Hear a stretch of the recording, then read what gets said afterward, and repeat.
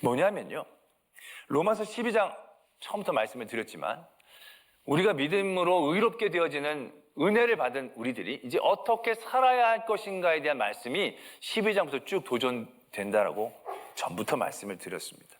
근데 그 믿음의 행동들을 어떠한 상황, 환경 가운데에서 지엽적으로 얘기해 주시는 게 아닙니다. 원수를 만날 때는 이렇게 하고 교회에서는 이렇게, 이런 종류의 얘기를 하는 게 아닙니다. 그런 상황 가운데서도 우리의 믿음의 줄기, 믿음의 중심을 늘 얘기하고 계시는 거죠. 그래서 첫 번째 주에도 충성이라는 얘기를 했잖아요.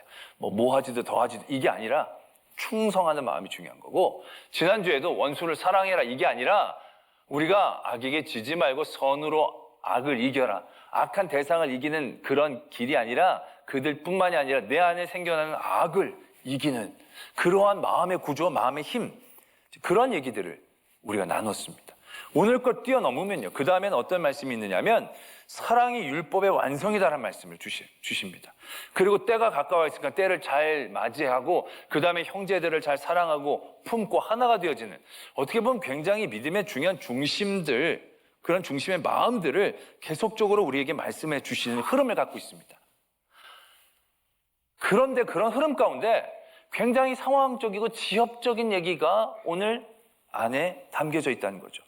권세자들에 대한 우리의 태도들, 우리의 행동들, 이걸 얘기하는 것처럼 이 말씀이 이 안에 포함되어져 있다는 겁니다. 에베소서에 보면 그런 지엽적인 상황들에 대한 구체적인 우리의 생활 활동들, 우리들의 태도들을 지적하고 계시죠. 아내가 남편에게, 남편이 아내에게, 자녀가 부모에게, 부모가 자녀에게, 종이 주인에게, 주인이 종에게. 이게 어떤 딱 구체적인 상황 가운데서 우리가 무엇을 해야 할지를 얘기하고 있으시죠. 어떤 상황 가운데 지엽적인 행동들을 도전해주고 계시는 것이 거기 몰려 있습니다. 근데 이제 로마서는요, 이 국가 권세자들에 대한 얘기들 한 다음에 그 다음에 어떤 지엽적인 상황들을 얘기하지 않아요. 그 다음에 또 굉장히 총평적인 얘기들을 쭉 하고 계신다는 얘기죠. 때문에 우리는 이 말씀을 어떠한 국가 권세자들에 대한 우리들의 지엽적인 행동과 태도에 대한 말씀으로 이해하는 것이 아니라 그러한 상황 가운데에서 우리가 자주 범하게 되어지는 우리 믿음의 중심에 대한 모습을 깨닫고 그걸 도전해서 나와야 한다는 말씀으로 이해해야 한다는 것입니다. 저와 함께 계시죠, 여러분들? 무슨 뜻인지 아시겠죠? 무슨 취지인지 아시겠죠? 세부적으로 권세자를 만날 때 이렇게 하고 누구를 만날 때 이렇게 하고 이런 얘기가 아니라 그런 상황 가운데서 이런 문제들이 태어나고 우리들의 중심에 굉장히 심각한 문제들이 발견되기 때문에 이런 지엽적인 상황들을 통해 우리의 중심을 바라보게 해주신다는 거죠. 왜냐하면 이 시대에 이 권세자들과 성도들의 아주 갈등이 첨예하고 중요한 이슈가 되어진 시대가 아니라는 얘기입니다. 물론 그때 유대인들 사이에서 로마 제국의 세금을 바치는 게 맞냐 맞지 않냐에 대한 문제들은 있었다고 합니다. 거기에 대한 약간의 반대 운동도 있었다고 하죠. 그러나 그것이 굉장히 이렇게 특별한 항목으로 얘기할 만큼 핫 이슈가 되어지는 부분은 아니었다는 얘기죠. 그럼에도 불구하고 권세자들에 대한 태도를 말하고 계신다는 것을 오늘 우리는 눈여겨보아야 한다는 것이죠. 우리가 12장 끝부분에 지난주에 우리가 어떤 원수를 만나게 됐을 때 우리 안에 생겨나게 되어지는 악한 것들을 이기는 방법들, 그것으로 선을 악을 이기는 그런 취지에서 말씀이 흘러나겠다는 거죠. 어떻게 보면 이 13장은 12장 끝에 부분 그 원수의 확대판을 우리가 이해하고 그 이해를 통하여 바른 믿음의 중심을 갖는 그런 말씀으로 보아야 한다는 거죠. 우리가 이러한 얘기를 할 때 가장 부정적인 예, 12장의 13장 이 말씀에 대한 가장 부정적인 예로 자주 드는 정권 하나가 있습니다. 뭐냐면 나치 정권입니다. 나치 정권. 히틀러. 근데 여러분, 히틀러가 정권을 잡았을 때 독일 교회는 어떠했을까요? 독일 교회는 열광했습니다. 위협하고 우리 신사참배처럼 막 억압해가지고 총회 때 막 사법경찰들을 쫙 깔아가지고 결의하게 하고 그러지도 않았습니다.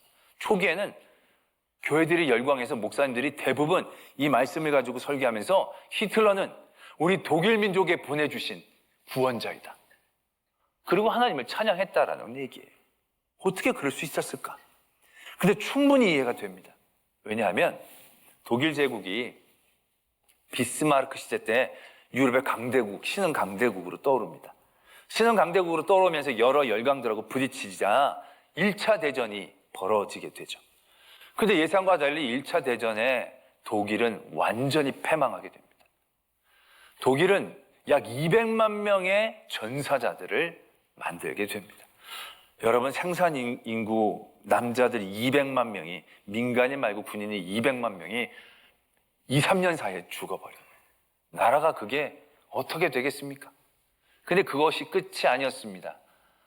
패전국이었기 때문에 바르샤바 조약인가? 그 조약을 통해서 이 전쟁 비용을 배상하게 될 수밖에 없었습니다. 막대한 전쟁 비용을 배상해야 되는 그러한 짐을 떠안게 되었다는 얘기죠. 근데 엎친 데 겹친 격으로 전쟁 이후에 2, 3년 동안 극심한 가뭄이 듭니다. 기후도 도와주지 않았고 농사 지을 사람들도 없이 폐허가 되어지는 2, 3년 동안에 순무기근이라고 얘기한답니다. 순무밖에 나지 않았다. 순무밖에 먹을 게 없었다. 그걸로 만나처럼 살려고 했지만 그게 사는 게 아니었죠. 정말 비참하게 나락으로 떨어지게 됩니다. 그 가뭄이 끝난 다음에 어려움이 끝나느냐? 그렇지 않습니다. 그 다음부터 그 유명한 스페인 독감이 독일을 강타하게 됩니다.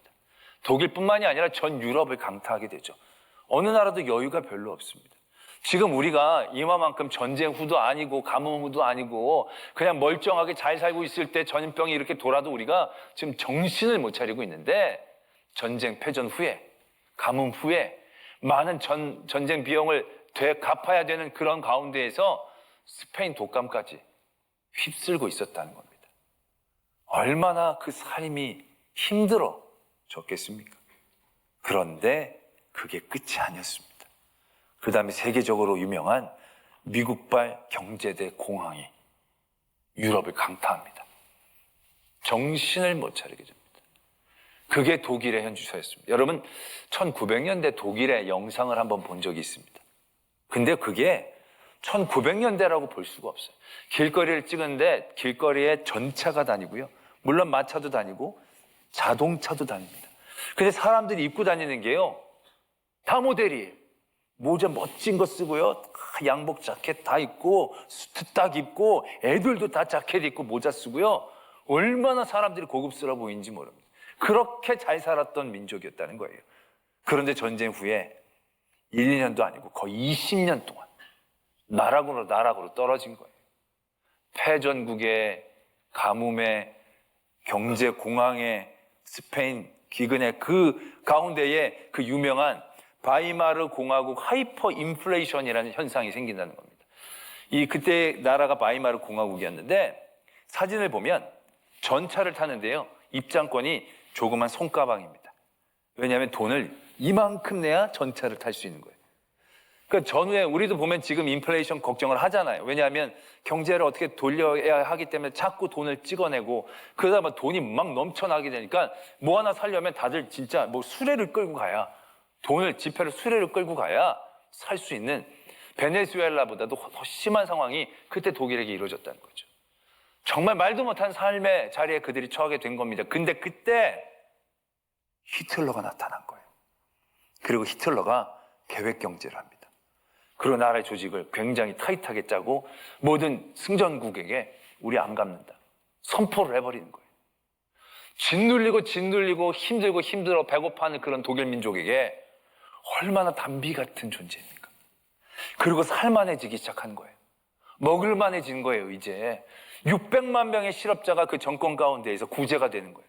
일터가 생기고 일자리가 생기고 나라가 돌아가는 것이 보이는 거예요. 예전의 영광이 다시금 되살아가는 것처럼 보이는 거예요. 그런 모든 상황들 가운데서 어떻게 히틀러를 싫어할 수가 있겠냐는 거예요. 물론 그런 과정 가운데에서 조금 억압적이고 조금 강제적이고 독재적인 부분들이 있었지만 모든 국민들, 모든 교회들은 구원자라고 얘기할 수밖에 없었다라는 거죠. 그렇게 힘들고 어려웠는데.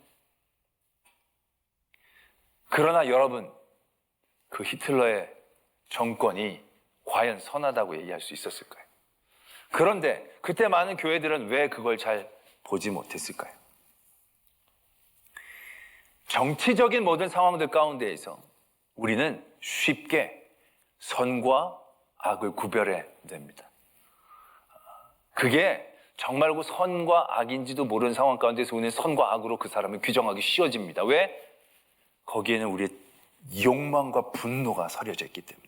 근데 이 욕망과 분노라는 게 내 한 사람의 욕망이면 이게 잘못될 수도 있겠다, 개인적인 원한이겠다라고 생각하지만, 이런 욕망들이 한 사람, 두 사람, 세 사람, 모든 사람들에게 미쳐지게 된다면, 그 똑같은 욕망을 모두가 느끼면서 그 욕망을 이루어 나가는 일들을 보게 되어진다면, 독일 민족이 다 짓눌리고 어려운 가운데 있었는데 그 모든 민족이, 우리 가족이, 지방이, 민족이 다 잘 살게 되어지는 그 욕망을 그들이 경험하게 될 때, 그 욕망을 충족시킨 대상들을 우리는 얼마나 쉽게 선으로 규정해낼 수 있겠느냐라는 얘기죠.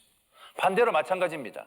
어떠한 정권이나 권세자들에 대한 분노가 나 혼자만의 분노라면 고민하게 됐지만, 그게 정치이기 때문에 굉장히 다수에 대한 공통적인 분노로 그것이 모여질 수 있다는 거죠. 그게 다수가 되어지면 이게 하나님 앞에서 옳고 그름을 생각하기 이전에 이거 악이다라고 규정시키기가 쉬워져 버린다는 겁니다. 그래서 이스라엘 민족들이 느부갓네살 왕을 쉽게 악으로 규정해 버릴 수 있습니다. 하나님의 종이라는 일들을 이해를 못합니다. 왜? 그들은 그들의 잘못과 죄를 바라보지 못하거든요. 그리고 그 느부갓네살 왕이 했던 만행을 보는 거죠. 그 망에 피해를 봤던 많은 민족들, 그 민족들의 분노와 감정들이 함께 모였을 때 그들은 그것을 선이라고 얘기하는 거죠. 우리 민족을, 우리 모두를 이렇게 힘들게 했으니 그 사람은 하나님이 사용하시는 사람이다라는 것을 생각하기도 이전에 분노로, 나의 욕망으로 그 일들을 규정하기 쉬워진다는 거죠. 그래서 오늘 말씀은 권세자들에게 복종하라 라고 시작하고 있지만, 가장 핵심적으로 중요한 말씀은 5절의 말씀입니다. 그러므로 복종하지 아니할 수는 없으니 진노 때문에 할 것이 아니라 양심을 따라 할 것이다. 양심을 따라 하는 그 중심을 우리가 붙잡아내야 한다는 것입니다. 유대인들이 로마 제국들을 싫어합니다. 그리고 그들이 세금을 바치라는 것들에 대하여 반감을 하고 반대 운동을 하는 것이 그들 민족 안에서 보면 의로워 보입니다. 근데 그때 예수님 이 사도 바울을 통해 말씀하시는 거예요. 분노를 따라 행하지 말고 하나님 앞에서의 너희 자리로 다시금 생각해 보라는 거예요. 왜? 너희들의 죄와 너희들의 잘못으로 되어진 일인지 누가 아냐는 거죠. 분노로, 너희들의 욕망의 결정체로 이것이 악이라고 규정 짓고 난다라고 한다면 그 다음에 하나님의 뜻과 하나님의 일들을 어떻게 알아볼 수 있겠냐는 거예요. 그러한 자리에서 우리는 철저히 하나님 앞에서의 자리, 양심, 하나님 앞에서의 우리의 모습들을 바라볼 수 있는 그 자리를 확보해내라 라고 도전하고 계신다는 거예요. 모든 사람들이 같이 분노한다고 그 사람이 다 악이 아닐 수 있다는 거예요. 모든 사람들이 다 좋다라고 그게 선이 아닐 수 있다는 거예요. 정치는 늘 그렇게 느껴지기 쉽거든요. 동일한 이익단체 안에서 그 일들이 이루어질 때 우리는 그것이 다름이 아니라, 차이가 아니라 옳고 그름으로 쉽게 정죄해버리기 쉽다는 거죠. 그래서 거기서 하나님의 자리를, 양심 앞에서의 우리의 자리들을 잃어버리기 쉽다는 거죠. 예수님이 가이사의 것은 가이사에게, 하나님의 것은 하나님의 것으로 바치라고 얘기하십니다. 이건 정교 분립이라고 생각하는데 아닙니다. 정치와 교회가 분립되어져야 한다는 그러한 말씀으로 주신 말씀이 아니에요. 그들은 그들의 욕망과 분노에 따라 예수 그리스도를 넘어뜨렸고 로마 제국을 미워하는 마음 가운데서 하나님의 제대로 된 계획을 바라보지 못하는 거예요. 왜? 하나님은 정치적 해방을 위해 예수 그리스도를 보내주신 게 아니었거든요. 그들에게 모든 죄를 씻고 영생의 소망을 주한 하나님의 뜻 가운데에 예수님이 오신 건데 그들은 지금 그 정치적인 분노로 쌓여 있는 거예요. 그래서 그들이 원하는 메시아는 로마를 이기고 로마를 무찔러야 되는 지도자를 의미하고 생각하는 거예요. 그러한 그들의 생각과 분노와 욕망 가운데 그들이 메어졌을 때 하나님의 바른 뜻을 발견해낼 수가 없었다는 거죠. 하나님의 아들이신 예수 그리스도를 부정하는 데 안간힘을 쓸 수밖에 없었다는 거죠. 왜? 그 안에 하나님의 양심 앞에 섰던 도전이 아니라 그들의 분노, 여태까지 그들의 민족이 당했던 모든 것들에 대한 분노와 그들을 이기고 잘 되고자 했던 그런 욕망들, 그런 욕망들이 민족적 결정체로 모였을 때 그것이 그냥 쉽게 하나님의 뜻이 되어버리고 하나님의 아들을 알아보지도 못하는 그런 결정적인 오류를 저지르고 말았다는 사실들을 우리는 깨달아야 하는 것이죠. 바로 오늘 이 말씀은 모든 정권에게 우리가 이렇게 하라 아닙니다. 정권에 대한 우리들의 강론을 얘기하는 게 아닙니다. 그런 상황 가운데에서 우리가 쉽게 빠질 수 있는 우리 안에서의 악을 바라보라는 얘기죠. 분노로 내 욕망과 두려움과 내 안위에 대한 욕망과 모든 사람들, 여러 사람들에게 쌓였던 분노가 마치 하나님의 뜻인 양 그렇게 바뀌지 않고 그런 모든 상황 가운데서 한 번 더 하나님의 뜻을 바라보고자 하는 깨어 있음. 분노에 따라 하지 말고 양심에 따라 하라는 거죠.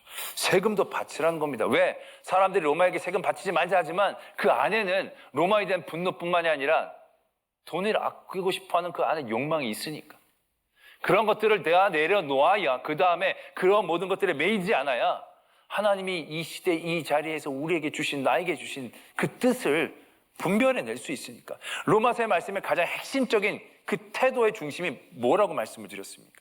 하나님이 선하시고 기뻐하시고 온전하신 뜻이 무엇인지 분별할 수 있는 그런 삶의 도전들이 우리에게 있어져야 한다라는 것이죠. 그런데 지금 이 시대를 사는 우리들의 많은 성도들도 다시금 이 말씀에 우리 스스로를 부딪혀 보아야 합니다. 우리나라는 지금 너무 정치 과잉입니다. 모든 게 정치 논리입니다. 정치가 제일 셉니다. 가정에서도 옛날에는요, 아버지가 1번 그러면 네 그러고 다 1번 찍었어요. 근데 요즘은 아버지가 1번 그러면 꼰대 뭐 이러면서 말도 안 하고. 부자지간은 그렇다고 치고 옛날엔 그래도 부부는 함께 찍었어요. 당신 뭐 찍어? 나 그거 찍어? 그래 알았어. 다 이랬어요. 요즘은 부부도 없어요. 부자지간도 없어요. 정치가 먼저예요. 가정도 그러니 교회는 말할 것도 없죠. 옛날에 목사님이 말씀에 하나님의 뜻이 이번엔 이분이 좋을 것 같습니다. 그러면 아멘 받았어요. 근데 요즘은 그러면 쫓겨나요. 쉽지가 않아요. 모든 게 다 정치예요.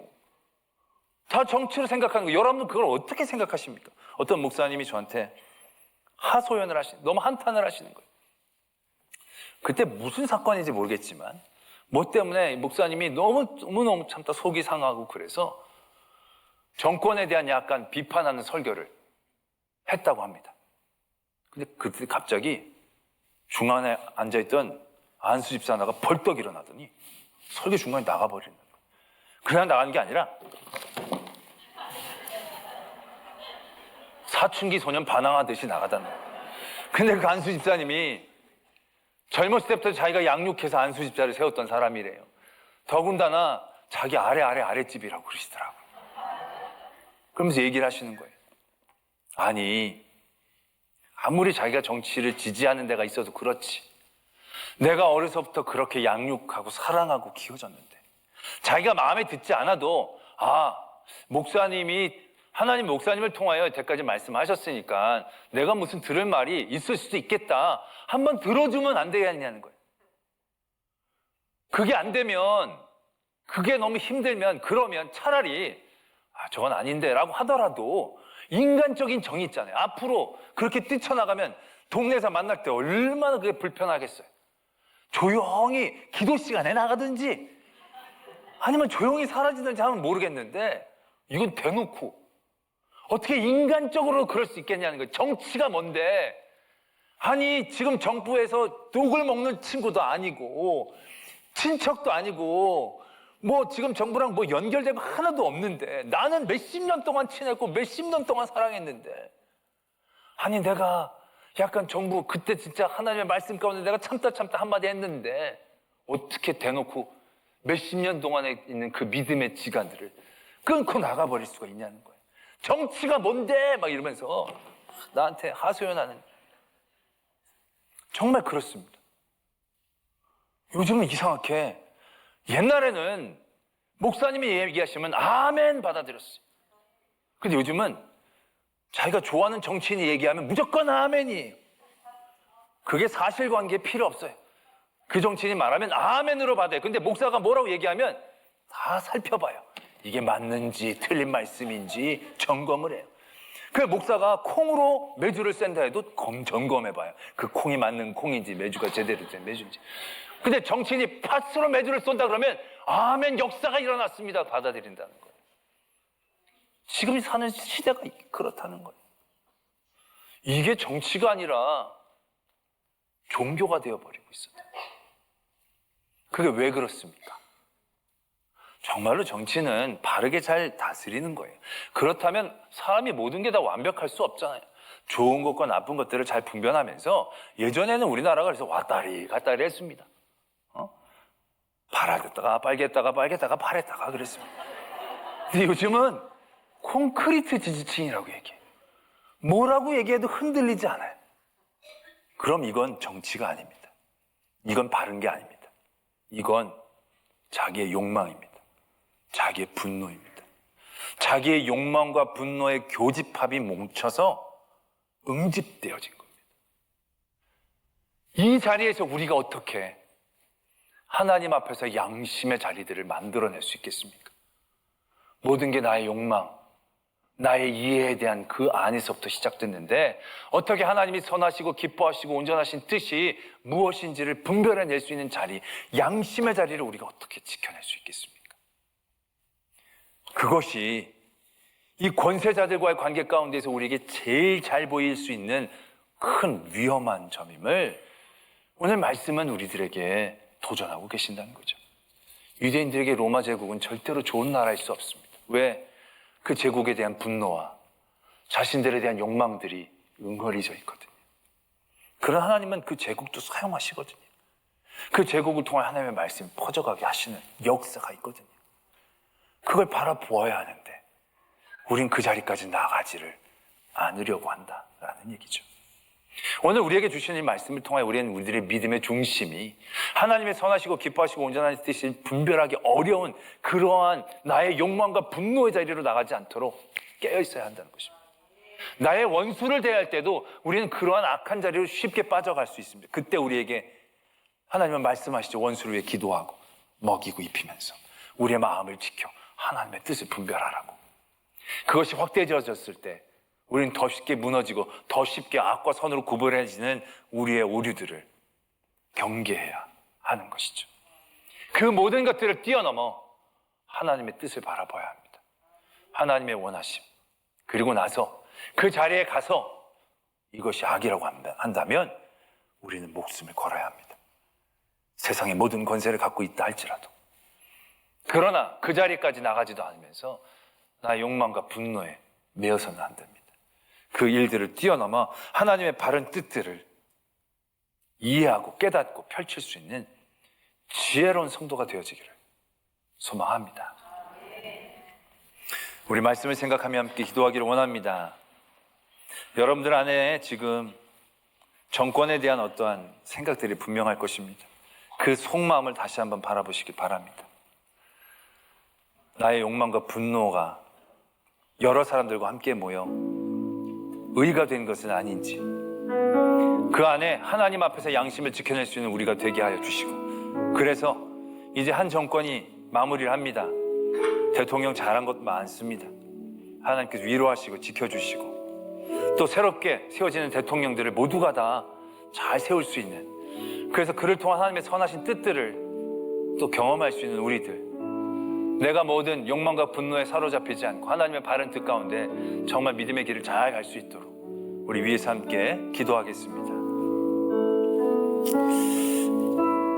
사랑과의 하나님 아버지, 오늘도 우리를 지키시고 인도해 주시니 감사합니다. 오늘도 우리 이런 삶의 자리에서